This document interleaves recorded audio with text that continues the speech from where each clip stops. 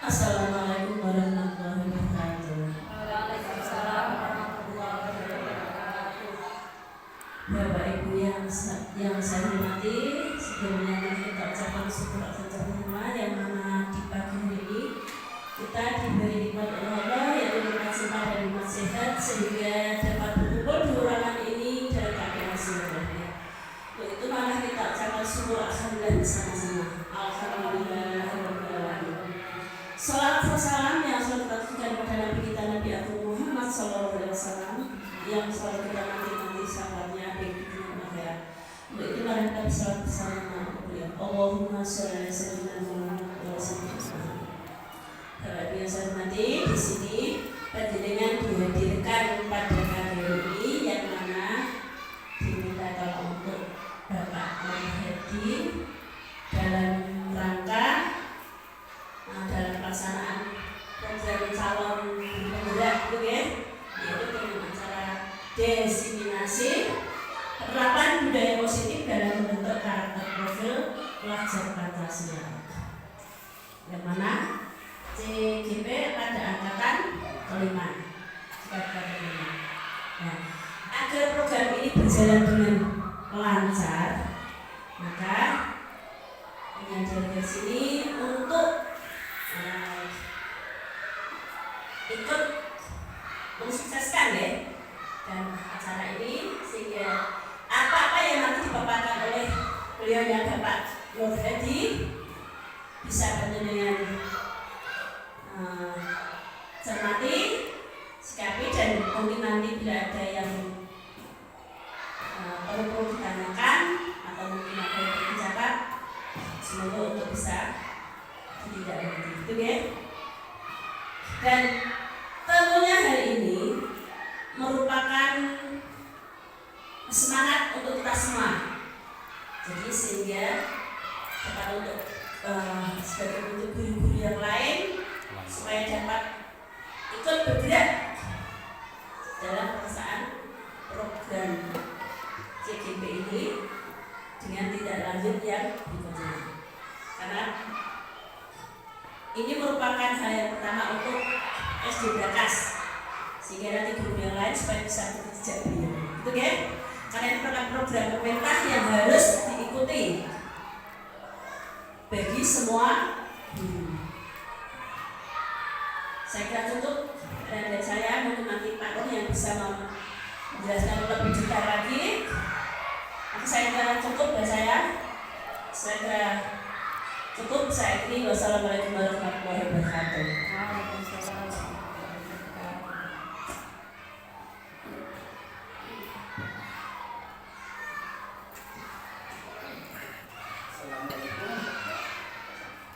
Assalamualaikum warahmatullahi wabarakatuh. Yang saya hormati rekan-rekan, yang saya hormati Ibu Kepala Sekolah SD Negeri Brakas Ibu Sumiati, yang saya hormati Bapak Ibu rekan-rekan guru SD Negeri Brakas yang saya cintai. Pertama-tama marilah kita panjatkan puji syukur kehadirat Allah Subhanahu wa taala karena pada pagi hari ini kita masih diberikan kesehatan baik sehat jasmani maupun rohani dalam keadaan sehat tanpa ada gangguan suatu apapun. Yang kedua, sholawat serta salam kita panjatkan kepada junjungan Nabi Agung kita besar Muhammad SAW. Semoga saja baik di dunia maupun besok di akhirat kita selalu diberi syafaatnya. Amin ya rabbal alamin. Pada pagi hari ini saya akan mendiseminasikan penerapan budaya positif dalam membentuk karakter profil pelajar Pancasila. Nah, disiplin positif, apa sih yang dimaksud dengan disiplin positif? Kata disiplin berasal dari bahasa Latin yang bunyinya disiplina, yang artinya belajar. Disiplin itu identik dengan belajar, ya. Bukan dengan hukuman, tapi dengan belajar. Nah, kebanyakan orang akan menghubungkan kata disiplin dengan tata tertib, teratur, peraturan, kepatuhan pada peraturan.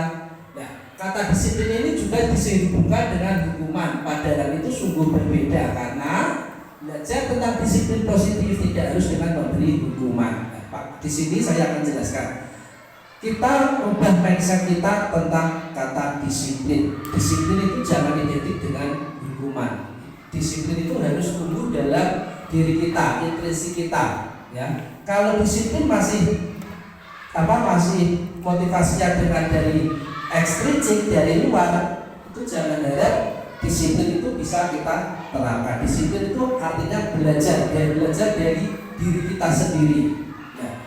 Justru itu adalah salah satu alternatif dan kita tidak perlu sama sekali. Yang ketiga, Ki Hajar Dewantara menyatakan bahwa untuk mencapai kemerdekaan itu dalam konteks pendidikan kita saat ini untuk menciptakan murid yang merdeka, syaratnya utamanya adalah harus ada disiplin yang kuat. Nah, kata disiplin yang dimaksud adalah disiplin diri yang memiliki motivasi internal. Ini yang tadi sudah saya jelaskan, yaitu memiliki motivasi internal. Nah, apabila disiplin itu masih eksternal karena berasal dari luar, bukan dari kita sendiri, jangan harap disiplin itu bisa kita terapkan. Nah, disiplin itu dimulai dari kita sendiri, ya, dari diri kita sendiri. Yuk, mulai hari ini kita disiplin, kita mulai dari diri kita sendiri. Jangan terpengaruh dari ekstrinsik atau dari paksaan atau dari aturan atau dari tata tertib, ya,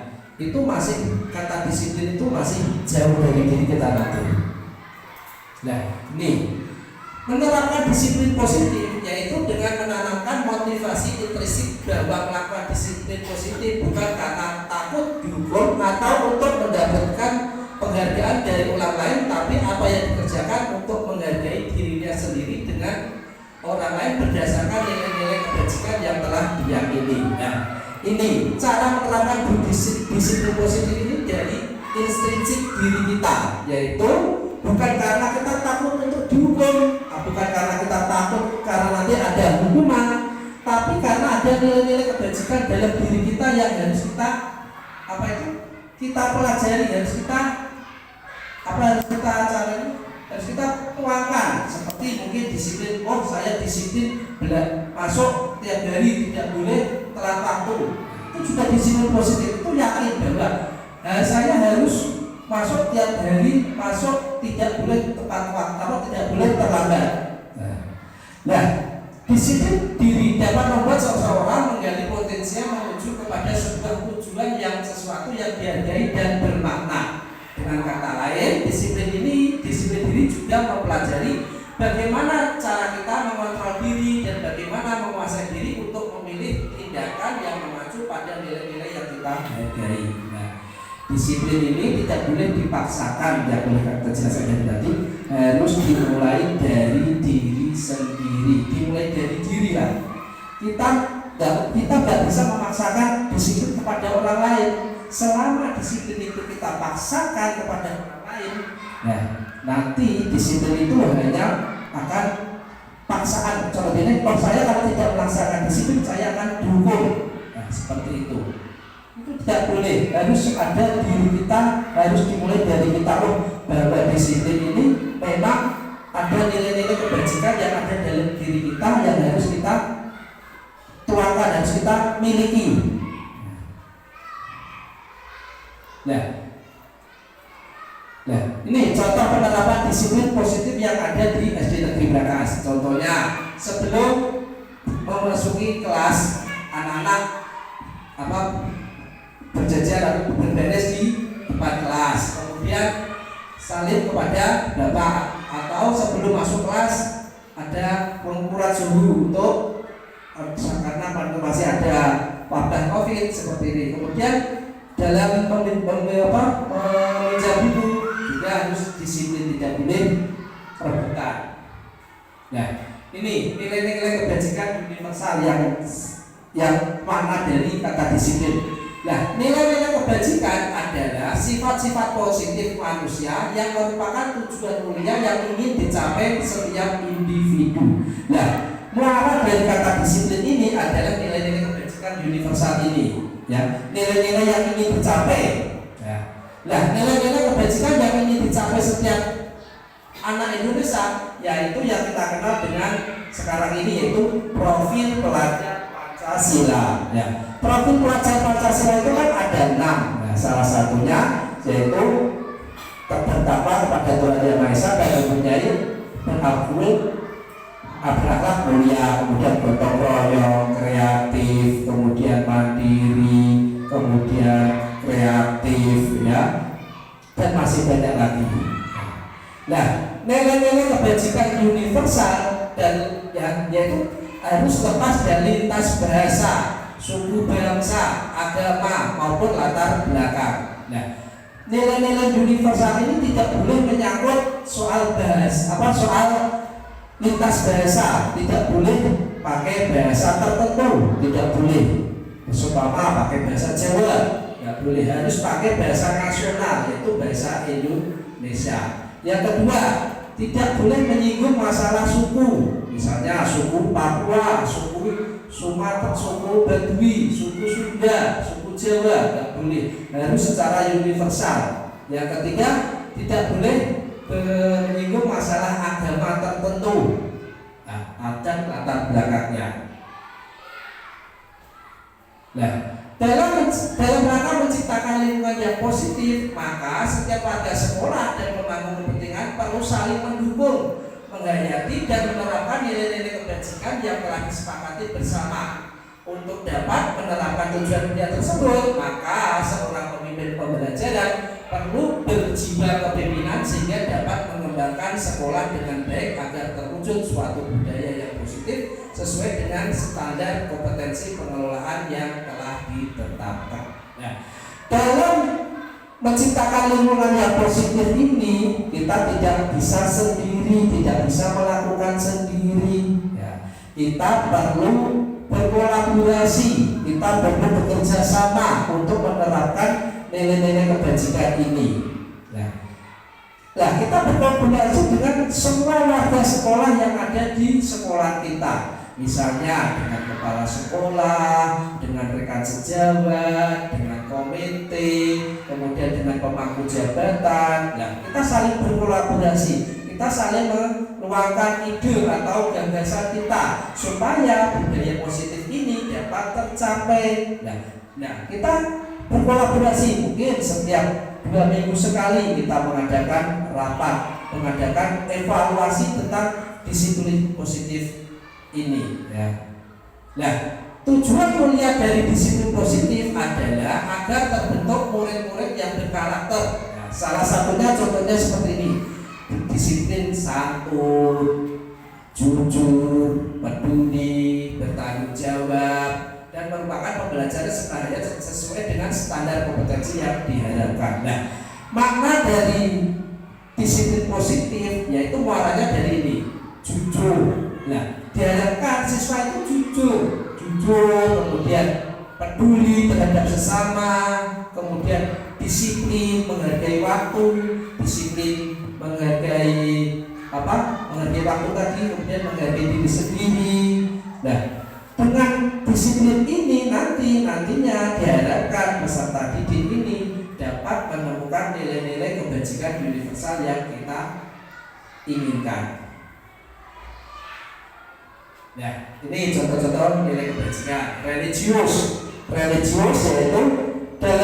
yaitu seumpama contohnya dari disiplin positif religius, yaitu membaca Asmaul Husna, kemudian membaca Al-Quran sebelum pembelajaran dimulai, kemudian melakukan sholat duha, kemudian melakukan lagi sholat duhur berjamaah. Masih banyaklah nilai-nilai religius yang bisa kita lakukan untuk membentuk kata disiplin tadi. Yang kedua, bertanggung jawab. Nah, peserta kita didik dilatih untuk bertanggung jawab terhadap dirinya sendiri. Contohnya mengerjakan PR, kemudian hadir tepat waktu, tidak bolos, izin kalau tidak berangkat sekolah, jujur.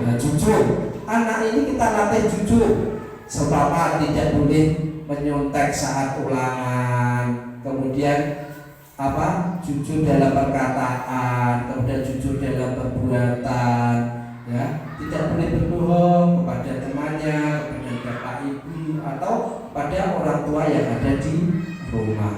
Nah, yang keempat, saling menghargai. Nah, saling menghargai antar sesama, antar teman, kemudian antar teman dengan gurunya, dengan orang tua, atau dengan tetangga. Nah, ini saling menghargai. Nah, yang kelima, berakhlak mulia. Nah, inilah muara yang dari akhlak mulia, dan kesemuanya ini ada akhlak mulia. Nah, kalau peserta didik kita, kalau siswa kita sudah mempunyai akhlak mulia, insya Allah nilai-nilai kebajikan, nilai universal yang membentuk profil pelajar Pancasila itu dapat terbentuk, dapat tercapai. Nah, salah satunya itu akhlak mulia itu tadi. Nah, ini selanjutnya 3 motivasi perilaku manusia. Yang pertama, untuk menghindari ketidaknyamanan atau hukuman. Ini biasanya kita menghindari ketidaknyamanan atau hukuman. Nanti saya jelaskan berikutnya. Yang kedua, untuk mendapatkan imbalan atau penghargaan dari orang lain. Yang ketiga, untuk menjadi orang yang mereka inginkan dan menghargai diri sendiri dengan nilai-nilai yang mereka percaya. Nah, ini contoh yang pertama tadi, sebagai seorang guru, saat Anda hadir mengajar di kelas tepat waktu, motivasi apakah yang mendasari tindakan Anda? Apakah Anda akan datang tepat waktu karena tidak ingin ditutur oleh atasan, atau karena ingin mendapatkan surat atau kemudian mendapatkan surat peringatan? Nah, ini contoh diri kita mengajar ya tepat waktu, itu kan salah satu disiplin positif. Nah, mengajar tepat waktu, mengajar ini apakah ini menghindari ketidaknyamanan dan hukuman, atau memang dari diri kita yang kita yakini, oh saya itu harus disiplin, harus menghargai diri sendiri. Tapi kebanyakan kita hadir tepat waktu, kemudian kita mengajar disiplin tepat di kelas, itu biasanya menghindari ketidaknyamanan dan hukuman karena suka dengan kepala sekolah. Oh, saya harus dengan ada kepala sekolah, saya harus disiplin, saya harus bertanggung jawab. Tapi kalau tidak ada kepala sekolah, beda. Itu sudah tidak bisa dikatakan nilai-nilai kebajikan itu bisa tercapai. Yang kedua, Anda ingin mendapatkan pujian dari atasan Anda dan mendapatkan penghargaan sebagai karyawan atau guru berprestasi. Nah, ini mendapatkan imbalan atau penghargaan dari orang lain. Nah, seumpama yaitu ini tadi mendapatkan pujian. Kita kerja, kalau ada kepala sekolah, kita kerja tenanan. Wah, ibarat kerja apa sebulan lah. Tapi kalau tidak ada kepala sekolah, ya saya naik. Nah, ini masuk ini mendapatkan imbalan atau penghargaan dari orang lain. Belum motivasi dari diri kita. Nah, meskipun ada kepala sekolah atau tidak ada kepala sekolah, kita tetap bekerja sesuai dengan tanggung jawab kita, sesuai dengan tupoksi kita.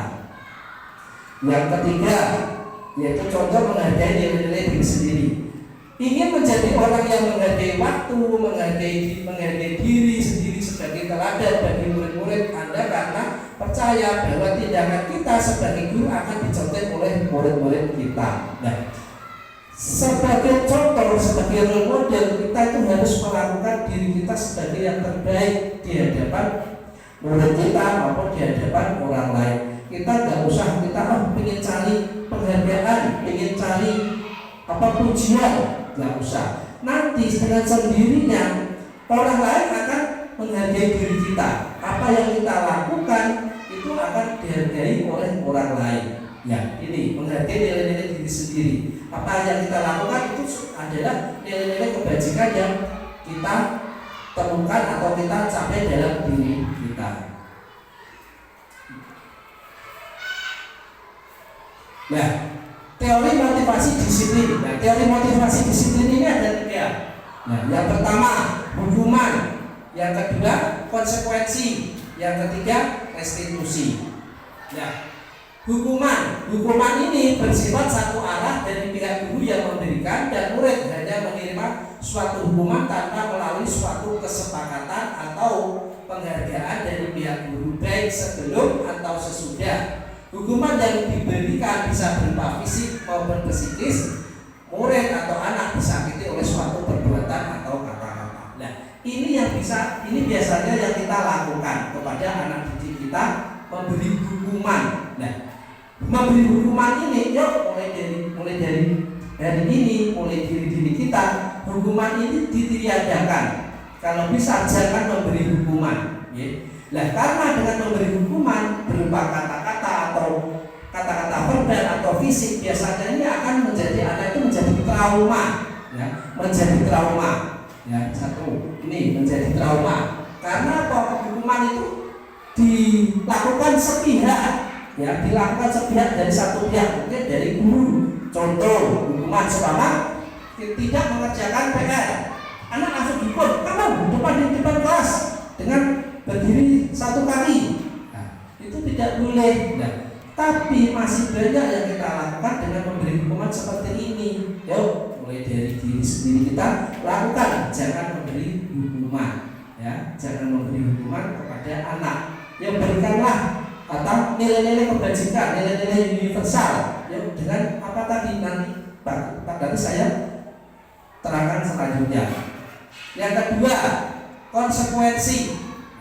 Konsekuensi adalah sudah terencana atau sudah disepakati atau sudah dibahas dan disetujui oleh murid dan guru. Contohnya ya, seumpama terlambat masuk kelas, konsekuensinya apa? Oh, konsekuensinya contohnya duduk paling belakang. Ini konsekuensi juga tidak boleh, tapi agak mending daripada dengan memberi hukuman. Nah, konsekuensi ini sudah ada disepakati kedua pihak antara guru dan murid. Sudah ada konsekuensinya, sudah kesepakatan kedua belah pihak antara guru dengan murid. Konsekuensi ini tadi.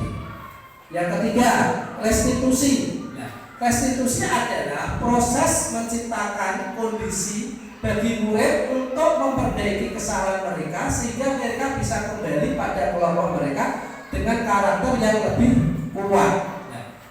Inilah muara dari penerapan disiplin positif, yaitu restitusi, yaitu menciptakan kondisi bagi murid untuk memperbaiki kesalahan mereka. Biarkan murid yang memperbaiki dirinya, ya. Kita tidak bisa, kamu harus besok berangkat sebelum jam 7. Pengen kalau tidak naik, pengen tidak terlambat, tidak bisa seperti itu dipaksakan. Biarkan anak yang memberi jalan keluarnya sendiri, yang menemukannya sendiri, yaitu dengan restitusi ini, menciptakan kondisi bagi murid untuk memperbaiki kesalahan mereka sehingga bisa kembali pada kelompok mereka. Nah, biasanya restitusi ini itu juga sulit dilakukan kalau siswanya tidak memiliki nilai-nilai kebajikan yang dimiliki sebelumnya. Contoh, boleh ada anak mencoret-coret tembok. Biasanya kita kan panggil, kita beri hukuman. Kita beri hukuman dengan cara apa? Membersihkannya.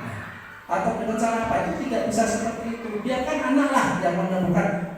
Kita panggil. Nah, kalau kita panggil jangan di hadapan anak-anak yang lain. Nanti sesudah istirahat, juga ada peserta yang lain. Anak itu kita panggil, kita adakan restitusi ini, yaitu dengan muaranya tadi nanti keyakinan kelas, ya. Dengan restitusi ini biarkan anak menemukan jalannya untuk memperbaiki kesalahan yang telah dibuat.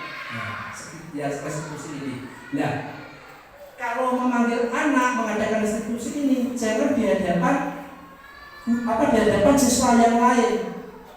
Biarkan anak dengan diri kita adakan restitusi, kita tanya apa penyebabnya kamu melakukan kesalahan seperti mencoret-coret tembok, apa yang akan kamu lakukan, kemudian solusi apa yang akan kamu perbaiki untuk agar tidak mengulang mencoret-coret tembok. Nanti warnanya saya akan jelaskan berikutnya.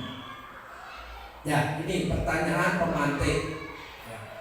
Satu, mengapa kita memiliki peraturan tentang penggunaan helm pada saat mengendarai kendaraan roda 2 atau motor? Kebanyakan karena mengikuti aturan. Itu salah, karena Tapi kebanyakan kita memang kalau kita pakai helm, kemudian punya punya SIM, ya itu karena takut karena aturan, nanti karena ada operasi polisi. Nah, itu dalam itu masih salah karena keyakinan kita memakai helm karena demi keselamatan kita. Nah, demi keselamatan kita. Supaya nanti kita kecelakaan. Kalau ada apa-apa, ada helm untuk melindungi diri kita. Itu yang perlu kita yakini dalam diri kita. Jangan takut karena aturan. Nah, aturan itu hanya sementara dalam diri kita. Sesudah itu nggak ada. Nah, itu berarti nilai-nilai keyakinan itu atau nilai-nilai kebajikan itu belum ada dalam diri kita. Nah, ini. Nah, yang kedua, mengapa kita memiliki peraturan tentang penggunaan masker dan mencuci tangan setiap saat? Nah, contoh yang ini masih wabah COVID. Nah, kenapa kok kita memakai masker? Karena aturan dari pemerintah. Tapi belum kesadaran diri kita. Karena kita memiliki masker karena demi keselamatan, ya, demi keselamatan, demi kesehatan untuk menjaga diri kita. Seperti itu. Nah, seperti kita umpama contoh kita datang terlambat, itu masih yang sulit kita lakukan karena belum ada kesadaran diri kita untuk keyakinan yang kita miliki. Saya harus datang tepat waktu bukan karena adanya aturan, tapi karena memang tanggung jawab diri kita untuk mengajar kepada siswa. Nah, tanggung jawab inilah yang masih sulit untuk dilakukan.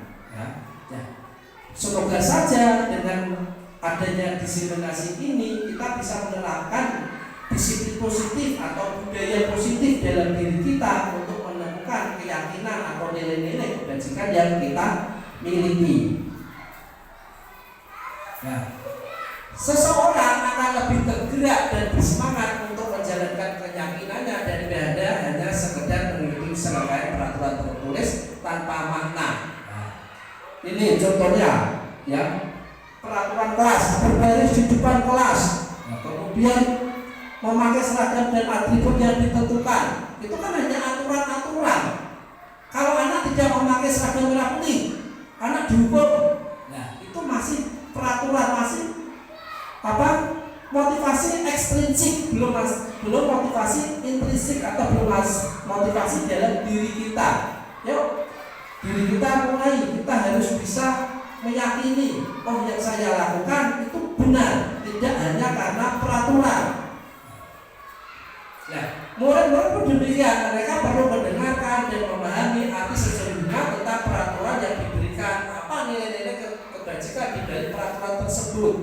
Nah, setiap peraturan harus ada nilai-nilai kebajikan yang ditanamkan. Contoh, tidak boleh menyontek saat ulangan. Nilai kebajikannya apa? Jujur. Itu. Tidak mencoret-coret tembok, tidak mencoret-coret dinding. Nilai kebajikannya apa? Mungkin bersih atau tanggung jawab. Seperti itu. Tidak boleh mengejek teman. Nilai kebajikannya yang kita tanamkan apa? Saling menghargai, saling menyayangi. Seperti itu. Tidak boleh terlambat sekolah. Nilai kebajikannya apa yang kita tanamkan? Yaitu apa? Disiplin. Itu setiap peraturan, setiap keyakinan kelas yang kita buat harus ada nilai-nilai kebajikan yang harus ditanamkan kepada siswa. Itu yang penting. Nilai-nilai kebajikan. Jangan ada peraturan dibuat yang banyak tapi tidak ada maknanya. Tidak ada maknanya. Biarpun peraturan itu sedikit, keyakinan kelas itu sedikit, tapi penuh makna.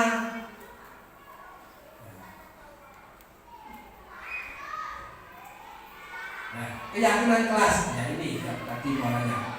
Keyakinan kelas adalah nilai-nilai keselamatan atau nilai-nilai kebajikan universal yang disepakati secara tersirat dan tersurat, lepas dari latar belakang suku, negara maupun agama. Nah, nilai-nilai keyakinan ini tidak boleh bersinggungan dengan satu suku, kemudian negara, bahasa atau agama tertentu.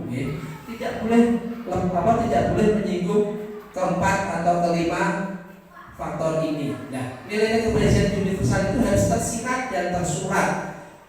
Ada yang tersirat, ada yang tersurat. Oh, kesepakatan keyakinan kelas ini contohnya tersirat. Ya, betul. Ayat itu dibalik peraturan ini ada makna-makna tersirat, mana-mana yang ingin ditanamkan dalam keyakinan kelas. Tersurat itu sudah jelas dalam keyakinan kelas yang dibuat. Contohnya berdoa sebelum pelajaran dimulai. Nilai-nilai kebajikannya apa? Oh, religius, menghormati teman dan menghargai guru. Nilai kebajikannya apa? Oh, berakhlak mulia. Itulah ya. Nah, keyakinan kelas akan lebih memotivasi siswa dari dalam. Siswa akan lebih tergerak dan bersemangat untuk menjalankan keyakinannya daripada hanya sekedar mengikuti serangkaian peraturan tertulis tanpa makna yang tadi tak jelaskan di awal tadi. Yaitu peraturan kelas itu dibuat atau keyakinan kelas itu yang buat jangan gurunya. Keyakinan kelas itu yang kita garis bawahi, yang buat itu siswanya. Biarkan siswa yang membuat keyakinan kelas dengan apa? Kesepakatan bersama. Nilai-nilainya yang ditanamkan apa? Nanti kita bahas sama-sama. Setiap kelas harus bisa membuat keyakinan kelas atau kesepakatan kelas. Biasanya peraturan kelas itu yang buat itu gurunya, download dari internet, download dari Google, kemudian ditempel. Anak tidak tahu apa itu yang peraturan kelas. Kalau mereka melanggar, dihukum. Biasanya seperti itu. Nah, mindset seperti ini kita ubah, ya. Pemikiran seperti ini kita ubah. Yuk, mulai dari sekarang kesepakatan kelas, keyakinan kelas yang dibuat itu yang membuat adalah siswa bersama-sama dengan guru. Guru hanya membimbing dan mengarahkan. Biarkan siswa yang membuat keyakinan kelas atau peraturan kelas. Nah, contoh dari keyakinan kelas yang saya buat itu seperti ini, ya. Kita berikan anak-anak kertas plano, biarkan anak yang menulis, ya. Oh, saya ingin kalau saya keluar harus izin dulu. Nah, ditulis. Nah, nanti dimasukkan, nanti ditempel di kertas, di kertas plano atau di kertas manila atau kertas pelangi. Itu. Yang biarkan anak yang mempunyai pikiran tentang keyakinan kelas disepakati bersama. Nah, yang perlu diperhatikan dalam pembentukan keyakinan kelas. Yang pertama, keyakinan kelas itu bersifat lebih abstrak daripada peraturan yang lebih rinci dan konkret. Nah, keyakinan kelas itu sifatnya abstrak, umum, ya, secara garis besar umum, ya. Tidak yang lebih rinci dan konkret daripada peraturan. Nah, kalau peraturan kan banyak, poin A, B, C, D sebenarnya kita membacanya itu males kadang. Peraturan ini seperti peraturan tentang ASN dan A, B, C, D ini ya. Nah, kedepannya kalau bisa keyakinan kelas ini juga diterapkan di guru, ya. Kalau guru selama ini kan cuma peraturan undang-undang, kalau kita melanggar harus kita mendapatkan hukuman, melanggar dan mendapatkan konsekuensi. Nah, kedepannya siapa tahu, ya, peraturan pegawai negeri itu bisa berubah menjadi keyakinan kelas seperti itu. Jadi, nah, keyakinan ASN kan biarkan ASN yang menentukan, ya. Ini keyakinan kelas itu bersifat abstrak, umum.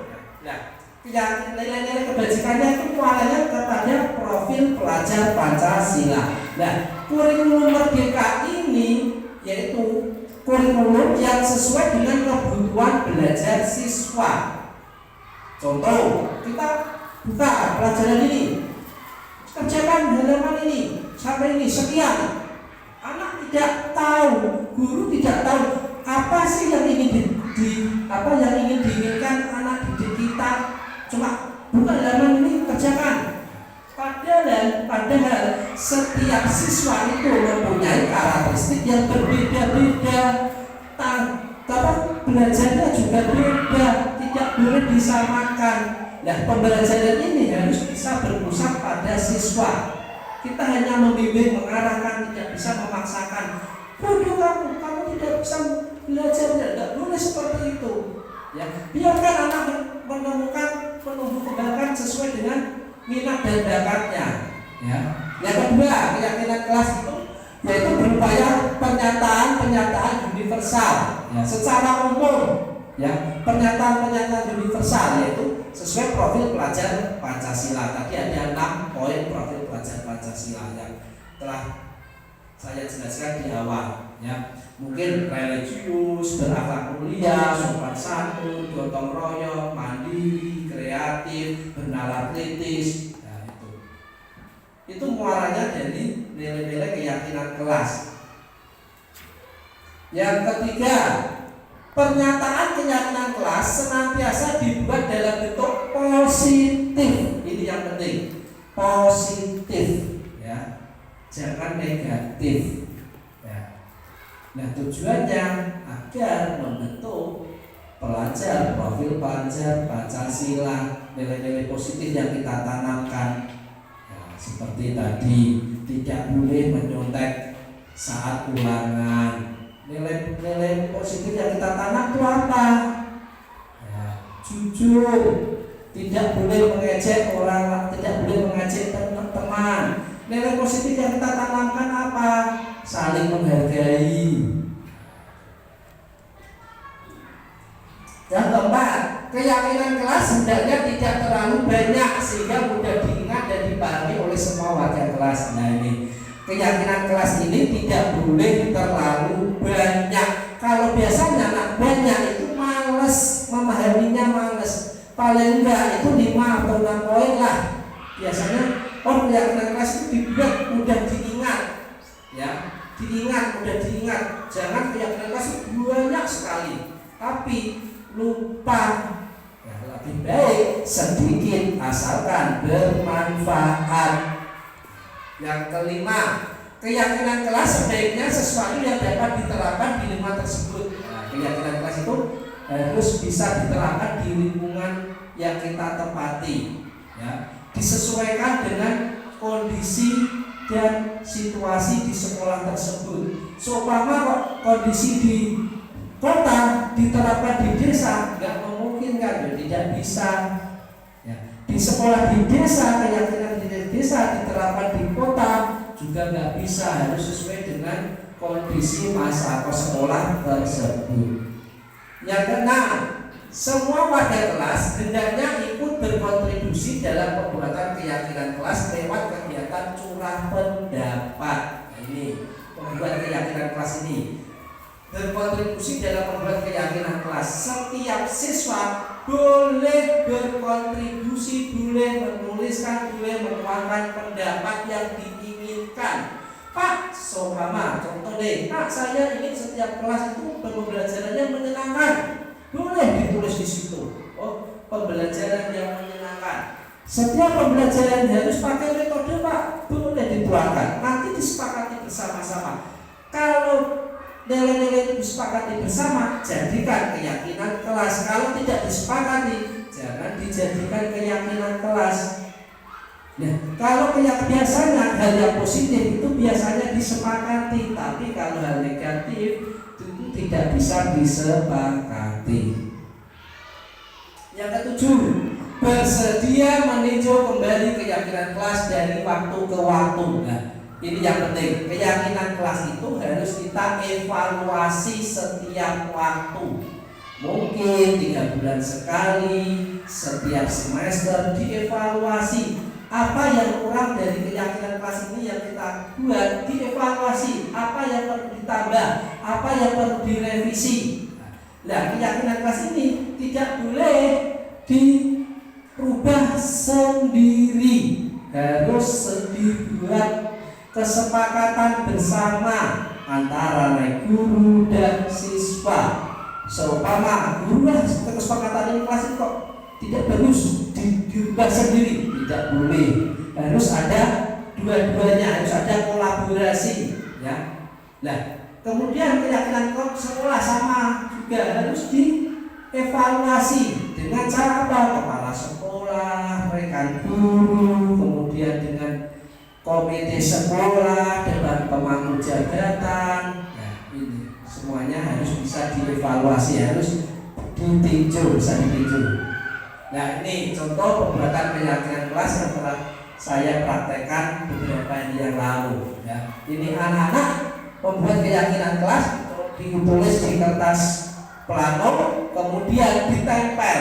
Nah, ditempel nanti keyakinan kelas ini dibacakan. Kira-kira keyakinan kelas ini disetujui apa tidak? Kalau disetujui, nanti dibuat keyakinan kelas sendiri. Nah, kalau tidak disetujui, ya dimusyawarahkan. Alasannya apa kalau tidak disetujui? Jangan tidak main. Saya tidak setuju. Nah, tidak boleh. Harus ada apa alasannya? Harus ada. Kemudian kalau tidak sesuai, kemudian solusinya bagaimana? Ini contohnya keyakinan kelas, ya, kelas 6 yang kemarin sudah saya terapkan. Nah, ini yang kelima, 5 kebutuhan dasar manusia. Nah, manusia itu mempunyai 5 kebutuhan dasar. Yang pertama, kebutuhan bertahan hidup atau survival, ya, survival. Yang kedua, kasih sayang dan rasa diterima. Yang ketiga, penguasaan. Yang keempat, kebebasan. Yang kelima, kesenangan. Nah, kelima ini, 5 poin ini merupakan kebutuhan dasar manusia. Nah, kebutuhan dasar manusia yang paling dominan itu adalah yang pertama, kebutuhan bertahan hidup. Itu yang utama atau kebutuhan primer, ya, kebutuhan primer. Selebihnya itu adalah kebutuhan sekunder. Nomor 1, 2 itu kebutuhan primer. Yang 3, 4, 5 kebutuhan sekunder. Nah, ini kebutuhan bertahan hidup atau survival, yaitu kebutuhan yang bersifat fisiologis untuk bertahan hidup, misalnya kesehatan, kemudian rumah, kemudian pangan. Itu kan kebutuhan pokok.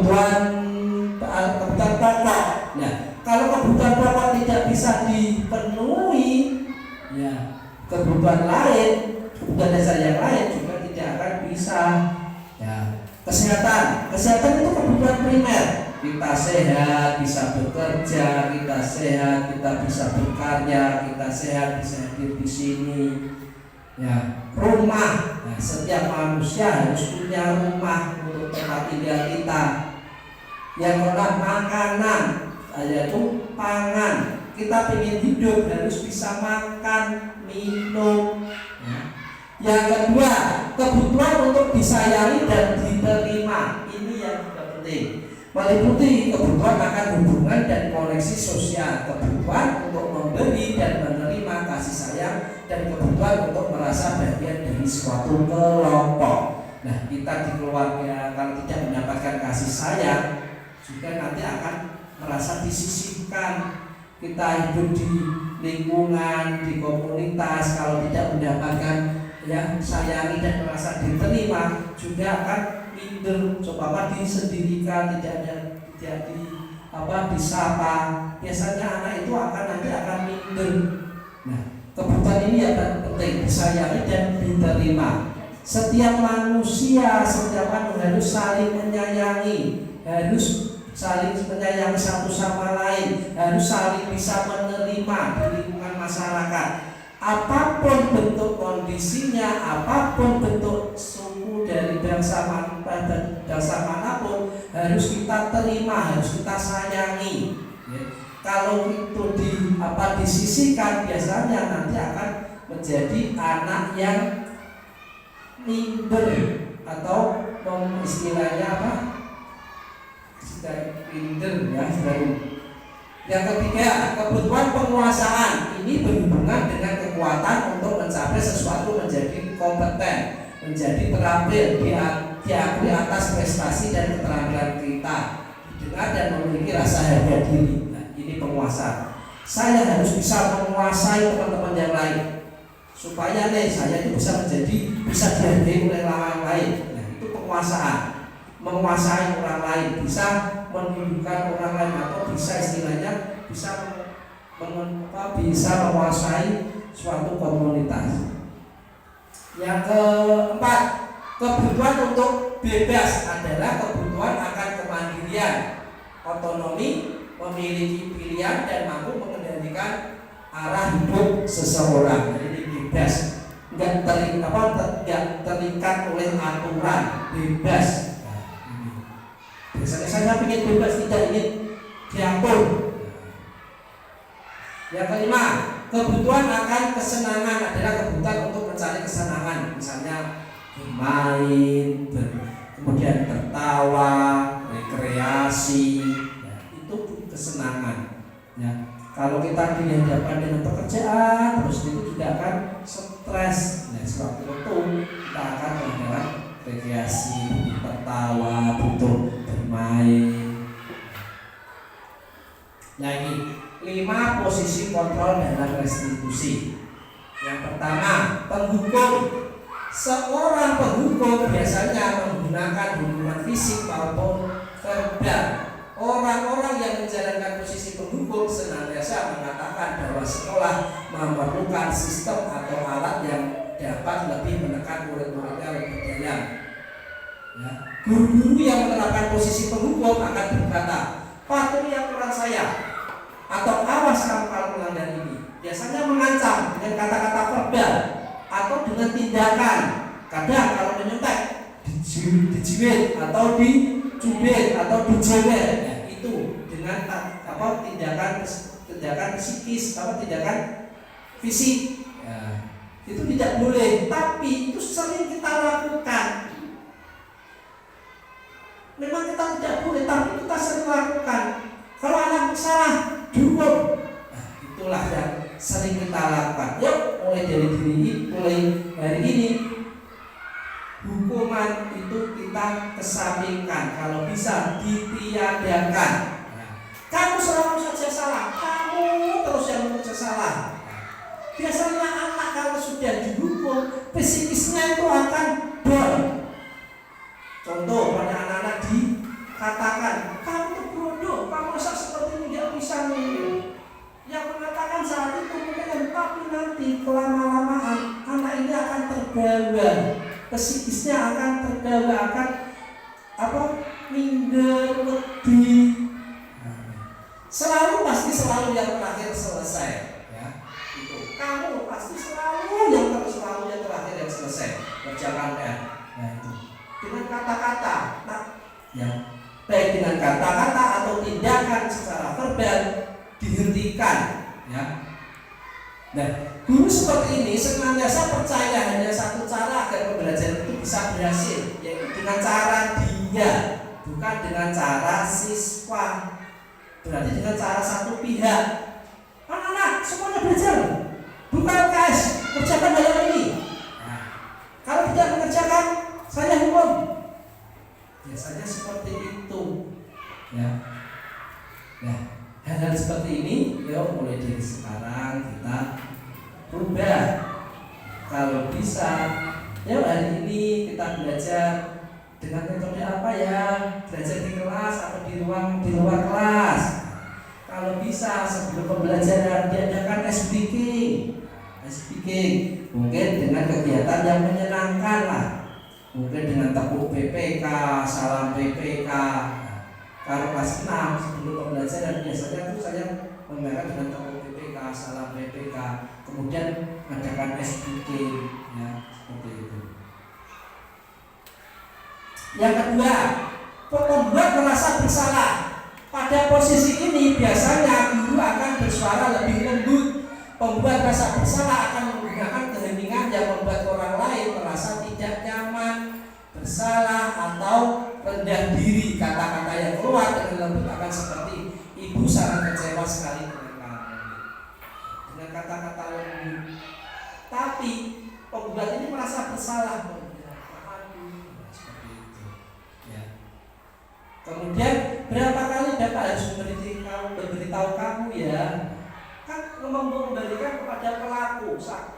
Karena kan pelaku ini merasa bersalah. Ya, gimana coba kalau orang tua kamu tahu kamu berbuat begini?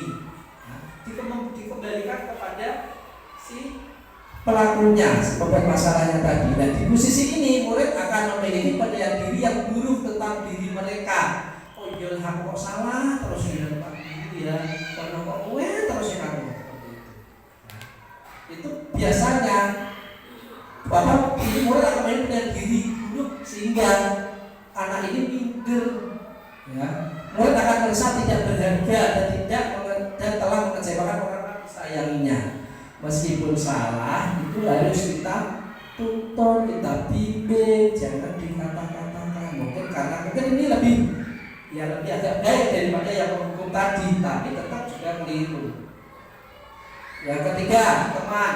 Nah, guru pada posisi ini tidak akan menyakiti murid, namun akan tetap berupaya mengatur murid melalui persuasi. Ya, posisi teman pada guru bisa negatif atau positif. Positif di sini berupa hubungan baik yang terjalin antara guru dan murid.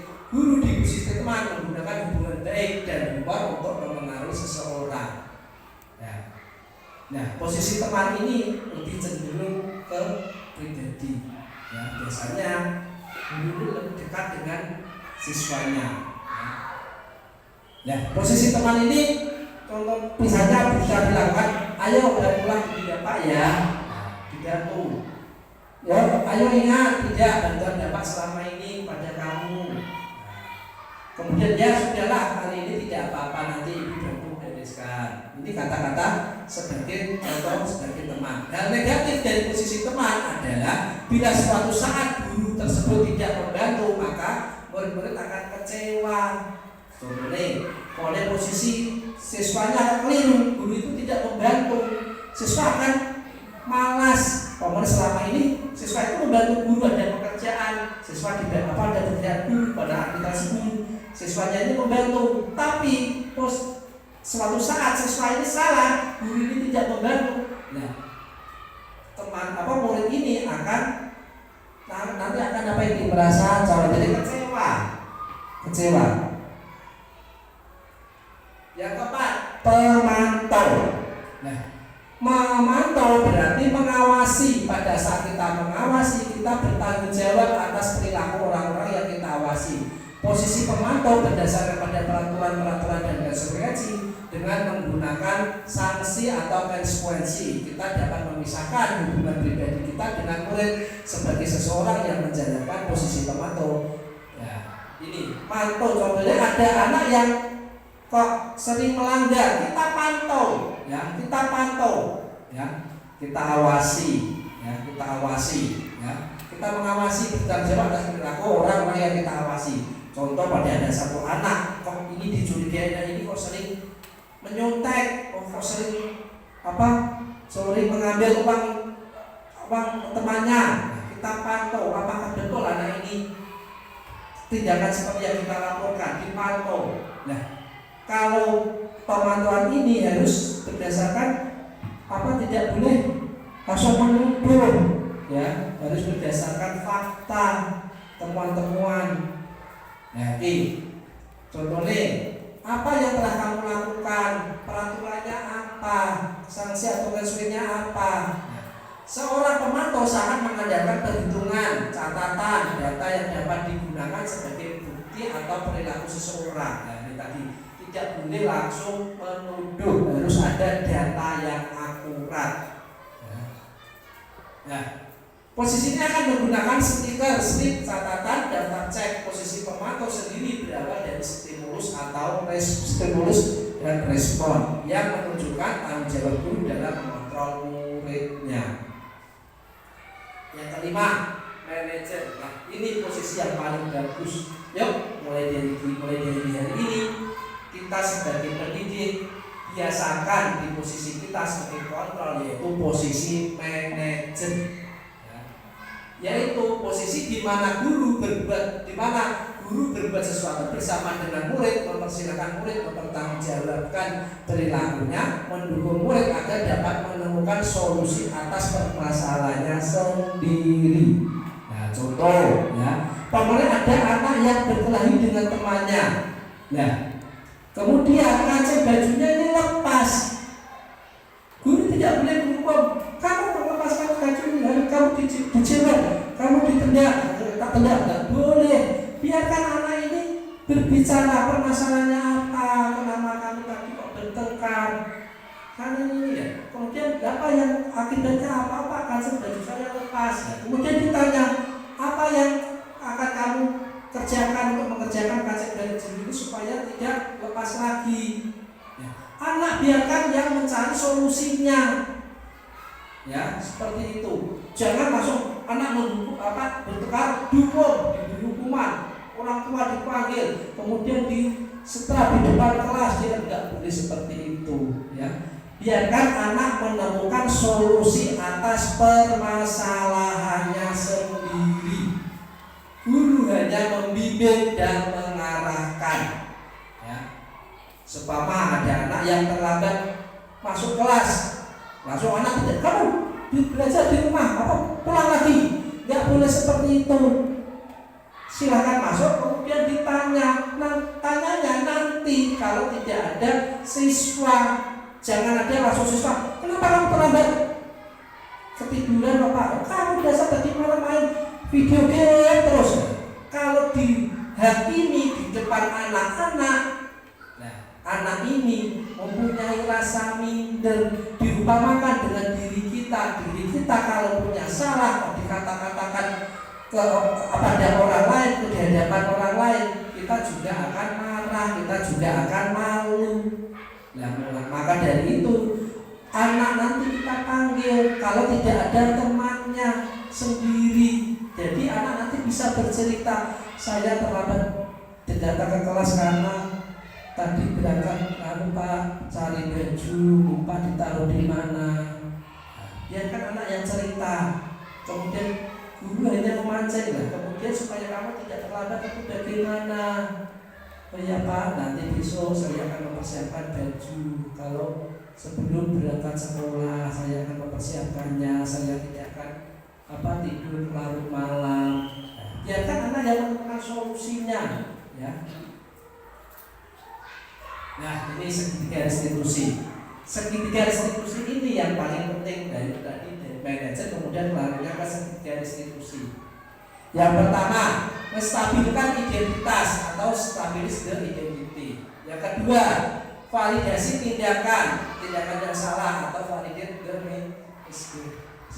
Yang ketiga, menanyakan keyakinan atau seek the belief.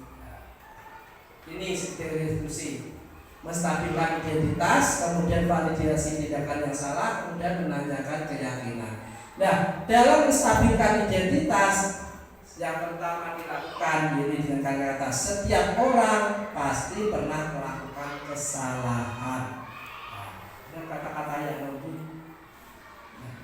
Setiap orang pasti melakukan kesalahan. Jadi anak itu tidak harus dipahami, dihakimi. Kamu itu salah, harus begini, tidak boleh. Ya, tidak boleh harus dihakimi. Dengan kata-kata lembut, setiap orang pasti pernah melakukan kesalahan. Kamu bukan satu-satunya yang pernah melakukan ini. Jadi anak itu lebih tidak disalahkan dengan kata-kata yang seimbang atau dengan kata-kata yang lembut. Ya, dengan kata-kata yang lembut. Yang kedua, dengan validasi tindakan yang salah. Adakah cara yang lebih efektif untuk mendapatkan apa yang kamu butuhkan? Ditanyakan kemauannya apa, ya, apa yang kamu mendasari untuk melakukan tindakan yang salah. Menanyakan tadi kesalahan yang kamu buat, alasannya apa. Yang ketiga, yang tadi yang validasi tindakan yang salah, kamu tentu punya alasan mengapa melakukan itu. Contohnya tadi, kenapa kamu terlambat di sekolah? Ditanyakan alasannya. Yang ketiga, meyakinkan keyakinan. Ya. Keyakinan kelas apa yang telah kita sepakati. Ya. Disuruh menemukan solusinya. Kamu ingin menjadi orang seperti apa? Nah, dengan penerapan segitiga restitusi ini, kesalahan kita kembalikan kepada anak. Biarkan anak yang menemukan solusi atas permasalahannya. dengan menggunakan segitiga restitusi ini. Nah, guru hanya sebagai manajer, ya, guru hanya sebagai manajer. Ya, terima kasih. Terima kasih semuanya atas diseminasi penerapan budaya positif yang saya lakukan. Semoga saja bermanfaat bagi Bapak Ibu guru semuanya. Mungkin ya ada pertanyaan atau kurang paham dengan diseminasi ini, kami persilahkan. Silakan yang mau bertanya. Oh ya, Bu Mahfudoh, monggo.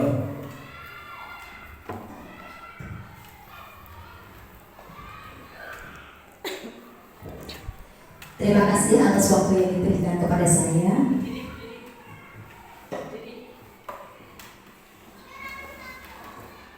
Pemaparan yang luar biasa, ya, bagus sekali Bapak. Dari diseminasi ini saya semakin tersadar, ternyata apa yang telah saya lakukan selama ini itu kurang benar.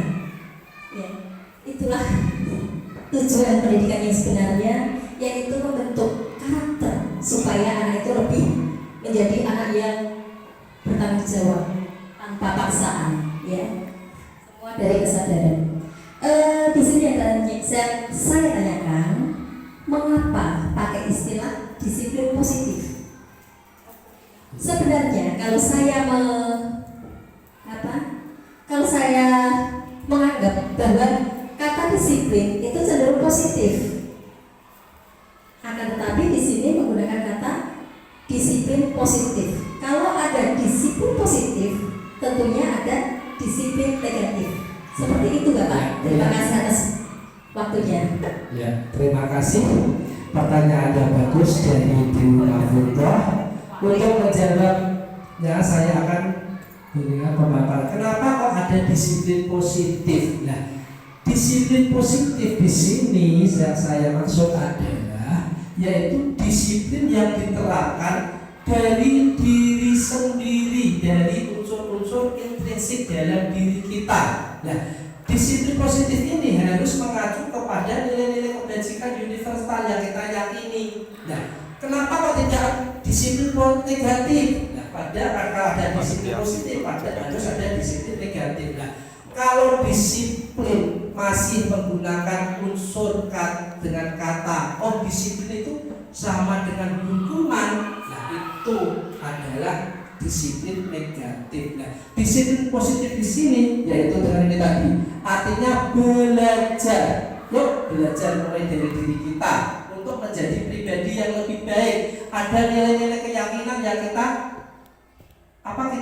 yakini, nilai-nilai kebajikan yang universal yang kita yakini.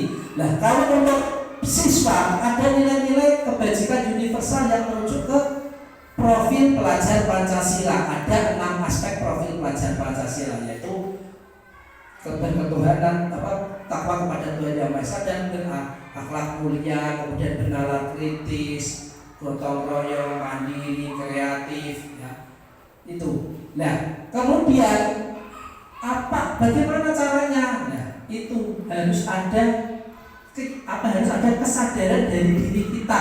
Tanamkan kepada diri kita, kepada unsur-unsur intrinsik yang ada dalam diri kita, bahwa kita disiplin ini harus ada nilai-nilai kebajikan yang kita yakini. Seperti itu, Bu. Mungkin ya, terima kasih. Oke, ayo, Bu.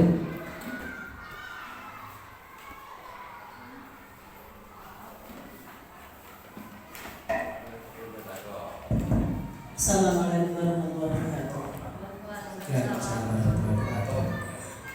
Di sini saya hanya ingin menegaskan yang pada dasarnya dari paparan Bapak Nur Hadi tadi bagus, dan mungkin yang dimaksud dari disiplin positif itu karena memang kemarin itu kan yang memang disiplin itu anggapannya dia ada penekanan, ada paksaan, sehingga yang disiplin untuk membangun disiplin itu harus ditekan sehingga anak baru bisa sadar. Ya dari depan ya. Nah, pada profil pelajar Pancasila ini berarti penekanannya pada disiplin yang timbul Misalnya untuk menumbuhkan rasa kesadaran, sadar pada diri sendiri sehingga tumbuh rasa percaya diri, jujur, tanggung jawab, sehingga bisa membentuk akhlak yang mulia. Jadi kalau saya kata tadi kesimpulannya,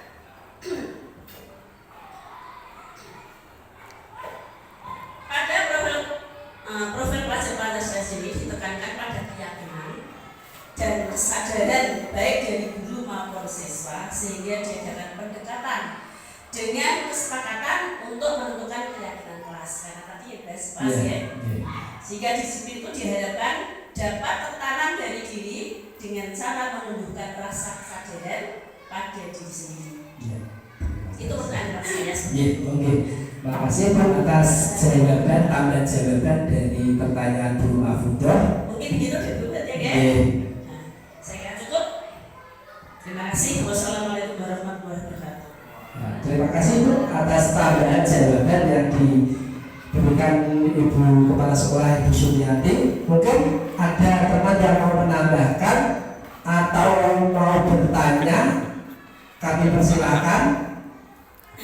Mungkin ada yang mau tanya atau silakan. Oh ya, Bu Vera, monggo.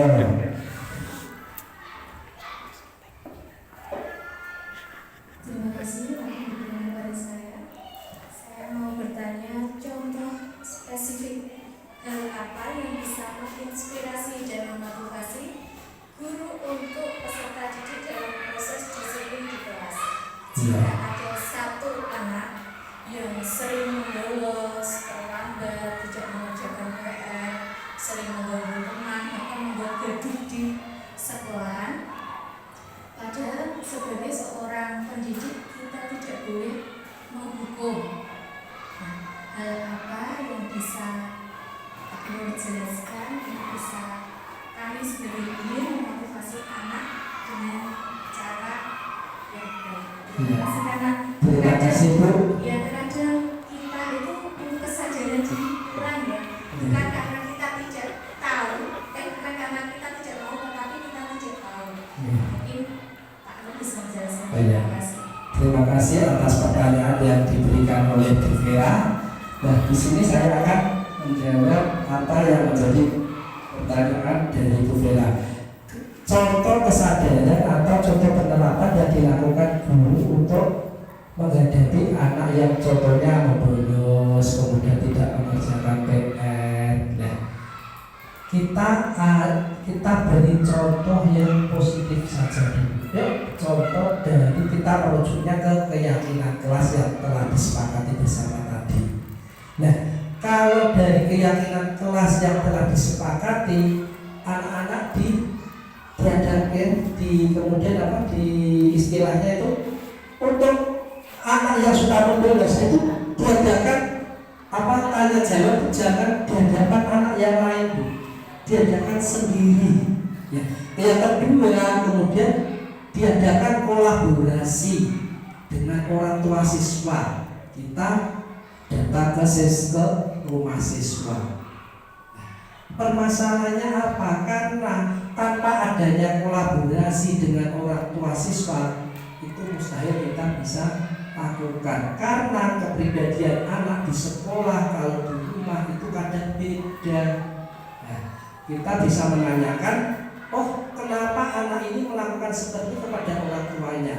Nah, dari kolaborasi dengan orang tua kita tahu, kita punya data bahwa anak ini suka membolos karena tidak suka dengan pelajarannya, karena dijahili oleh teman yang lain atau apa.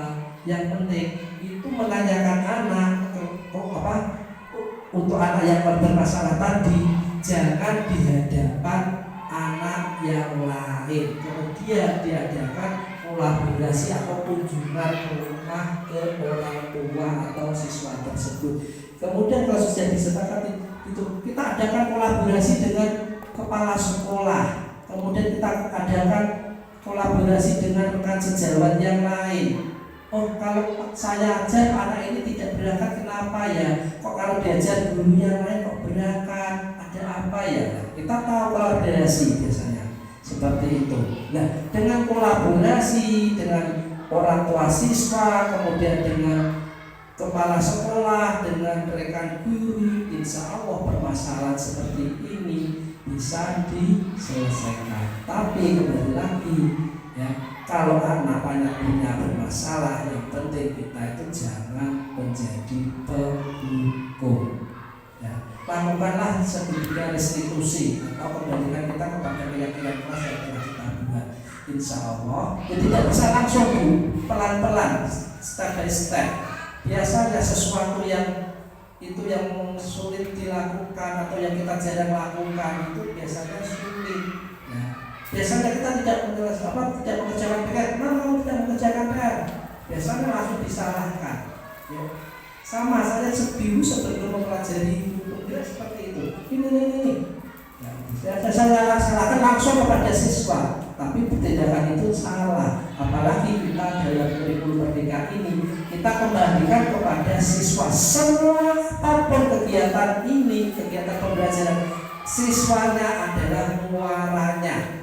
Guru hanya sebagai penentu.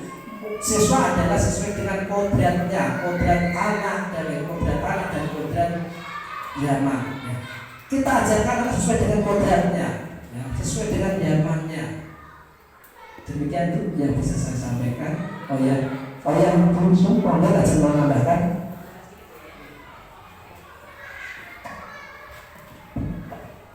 Jadi dari Bella tadi, saya kira gini, pada profil pelajar Pancasila di sini penekanannya kan pada pendekatan ya. Pendekatan bisa berupa pada siswa, berupa pada guru. Pada dasarnya guru sekarang dituntut untuk bisa menjadi guru yang idola. Jadi apapun itu guru usahakan bisa sing dikagumi murid gitu. Jadi kalau mas guru sudah menjadi idola siswa itu mau tidak berangkat kemana? Ada masyarakat gurunya yang tidak berangkat bertanyakan, kemarin nggak berangkat ada apa ya bu? Ya itu sudah contoh menjadi guru yang idola. Karena memang yang saya amati sekarang ini maaf ya bukannya yang saya amati sekarang kadang tuh guru sekarang itu tidak kurang bisa menguasai kelas. Biasanya SLKS gitu juga kayak tugas tinggal di anak atau mungkin tinggal yang tak benar sehingga penguasaan kelas tidak ada, sehingga anak misalnya sudah di tugas apalagi tugas yang pintar mesti tetap jadikan kami. Jadi saya mohon ini harapan saya sebagai kepala sekolah, tolong ciptakanlah suasana kelas jadi kelas yang menyenangkan, senangani, sehingga anak-anak itu betul-betul senang di kelas. Jadi kalau misalnya istilahnya bocah senang, bu gak usah masuk bu.